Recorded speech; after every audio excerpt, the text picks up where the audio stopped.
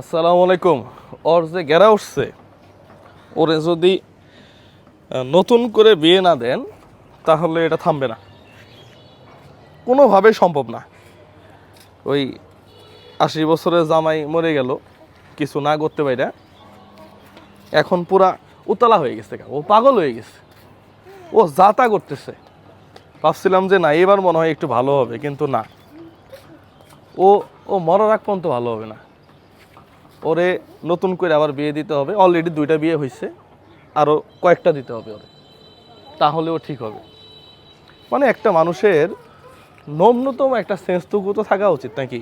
এই যে মানুষ টোল করে, এই যে মানুষ অপছন্দ করে, তারপরেও ও যা তাই, মানে ওর কমন সেন্স কি, ওর লজ্জা শক্তি বলতে কিছু নাই। দেখেন, ছোট কাপড়ই মানুষের বেহায়াপানা, অভদ্র বিষয়টা তা না। ছোট কাপড়ের পাশাপাশি ও যে অঙ্গভঙ্গি করে, মুখের যে ঢং, মুখের যে ভাষা, সত্যি এর একটা বিচার হওয়া উচিত। এত কিছু বয়কট করি আমরা, এরে বয়কট করতে পারি না? ওর কাছ থেকে কাপড় কে কিনে? ওর কাছ থেকে কাপড় কিনে ওই বেহায়াপানা লোকেরাই। সত্য কথা, ওরে বয়কট করার জন্য এই ভিডিওটা শেয়ার করেন।